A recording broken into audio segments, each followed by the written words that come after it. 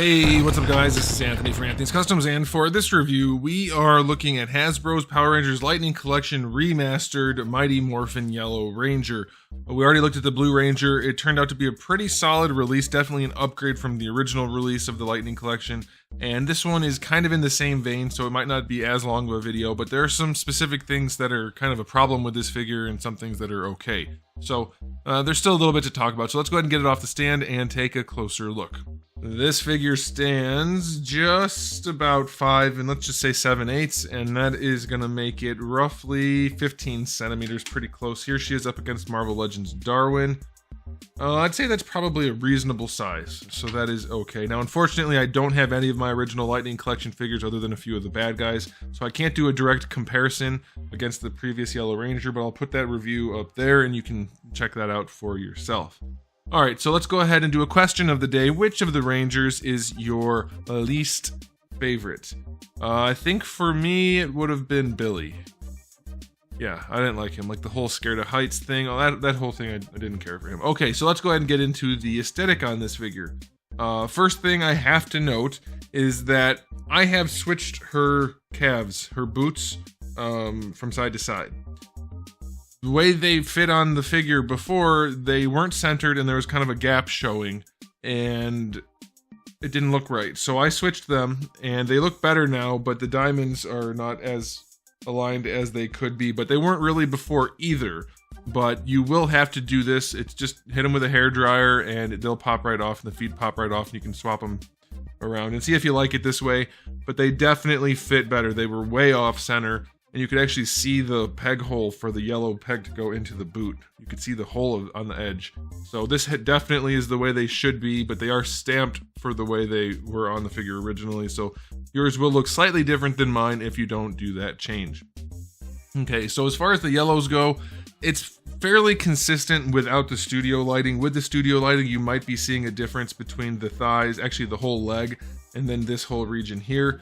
Finishes are kind of all over the place. We have some that are kind of satin, some that are kind of matte, a little bit shiny up here. It's not great, but again, without the studio lighting, it's probably not going to be super obvious, except for one spot, which is the helmet that definitely doesn't have the shine to it that it should have, either in the yellow or in the black. The visor is not particularly shiny, and neither is the yellow plastic, so it looks really, really cheap and kind of crummy.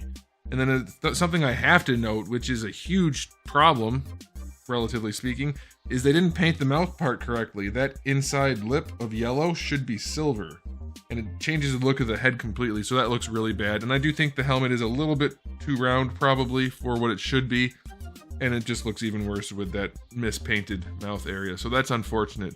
The diamond paintwork on the chest, pretty good, though shiny. Same thing for the gloves and the boots. The diamonds are pretty clean. Not as well centered as I would like, but they'll do. The belt is pretty clean. I like that. See the red around there. The saber-toothed tiger looks pretty good. The black little zigzags, those are nice. And then the black detail work around. It's pretty clean. So it looks good, but there are definitely some flaws that are, I'm sure, the helmet being off is going to bother serious Power Ranger fans. And if you're not a serious Power Ranger fan, you might not care, but the mouth is still a little bit weird. So aesthetically speaking, this isn't as much of a triumph as it could be. I do think the sculpt is fairly nice overall, but it's just not as good as it should be. I'm going to give the aesthetic only a 7 out of 10. Now, as far as accessories go, we're going to talk about the alternate head first, because that kind of falls into the aesthetic as well. It's kind of good, and it's kind of not at the same time. Like, I can definitely see Trini in there, but it's also a little bit weird in the way they made the hair glossy, and her head looks kind of big and round, and it's like, it's really close to really good, but then there's something that's off about it that's not great. I think it'll do. It's one of those things where if you're a big fan of the actress who played this character, then you might be able to give it some leeway and be really happy with it, or you might hate it even more. It's hard for me to say. It's somewhere in the middle, though, I think, objectively. But the paint job is pretty darn clean. The eyes are good, the shading's good. It's just that glossy hair, and I think the way they sculpted the hair is making the face not look so great. For me, I don't care, though, because I'm going to have the helmets on. As far as the other accessories go, for hands, you get the style pose hands that come on the figure in the package, then you get a fist and a palm hand, and then you get the two Morpher holding hands. That's okay. I do think 2 fists would be nice. The Morpher is done pretty well. Again, not much purpose to having that, I suppose, but if you want it, you do get it. You get the 3 versions of the Blade Blaster and her 2 weapons, all very nicely done, no real issues there. Then lastly, we get the lightning sort of effect parts that are okay. So accessory-wise, it's not bad. I'll go 9 out of 10, I guess. I think 2 fist hands would have been helpful, but not a huge deal.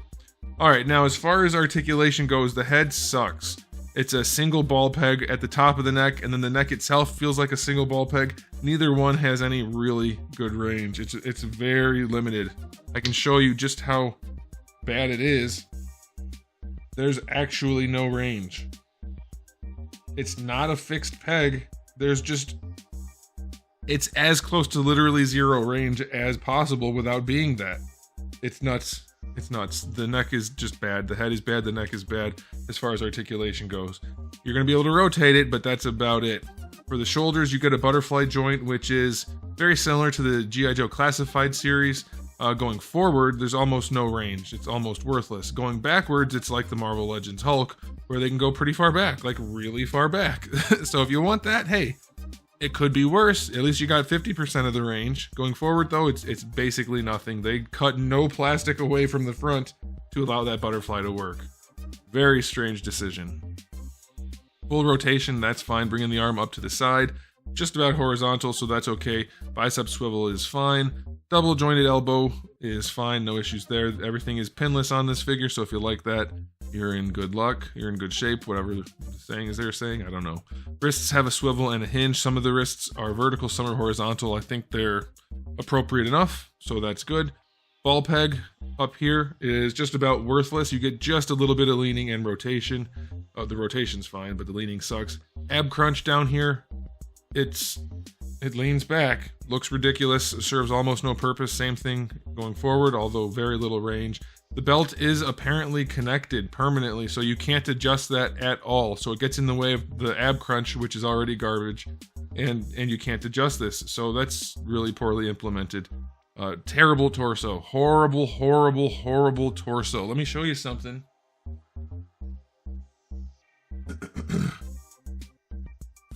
This is made by Jada Toys. It costs $25. This is made by Hasbro. It costs $30. Definitely has more accessories, so whatever. You can argue that. But here's the thing. They have articulation in the upper torso and lower torso, just like him. Only his are ball pegs. And you can move the figure around however you want. No problem. And this figure has functionally 0 range other than leaning back like a doofus. So it's just really, really unfortunate how Hasbro just doesn't care to make their articulation functional at all.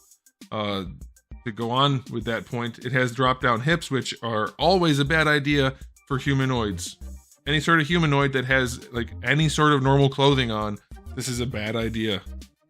They don't really add much. So let's see. She can kick not all the way horizontal. Legs don't go back at all. Going out to the side, you get the splits, but that's not from the drop down. So the drop down is just going to be a problem when you try to pose the splits. So at least the splits are good. I like that a whole bunch. Bring the legs forward, definitely limited. And as you can see, it's going to be finicky to pose this figure, to play with it when you take it in the bathtub, whatever it is that you're going to do.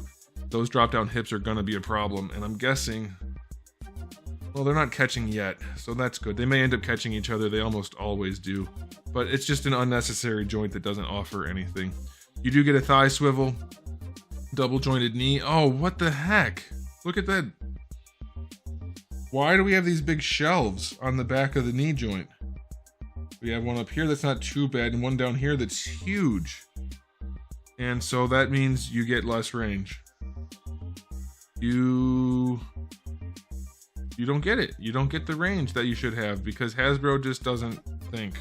They have to be the worst company as far as toys go out there. Like, they're doing their damnedest to make sure that nobody thinks they're able to do their job. Alright, so you get your boot swivel. If you like that, that's good. It's perfectly well implemented once you switch the legs around. Feet go pretty far back. And not very far forward. Can't even get them to go over the lip. And that's not because I swapped them. They're going to be the same on either side. So pretty limited there. Ankle rocker is okay. Yeah, it's not impressive. The articulation on this figure is pretty limited. I'm gonna go only 5 out of 10, honestly. The torso sucks, the head sucks. Everything else is just okay. There's just no reason that Hasbro should have this much trouble making articulation work on a figure that is essentially just a bare body. There's no reason at all. So, time for the final verdict on this release. Is it better than the original release? Probably. Definitely comes with more accessories.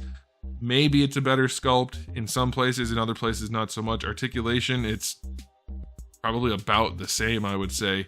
It's so much worse than it should be. It's a typical Hasbro product. So I'm going to give it a generous 7 out of 10. The accessories kind of carry it. It is better than the first release, so if you don't have one yet, go ahead and grab it, especially if you can get it on sale, but don't think it's something impressive, because it's not. Hasbro cheaped out and lazied out and sucked at everything they did, basically. It's pretty disappointing, because there's no reason for any of these problems to exist. So, there it is, guys. That's my take. Let me know what you think in the comment section below. If you liked the video, give it a thumbs up. If you didn't, a thumbs down will do. And if you haven't subscribed, you might want to. I have new videos almost every single day, and thousands already on the channel. So make sure you come back for all of that. In the meantime, keep collecting.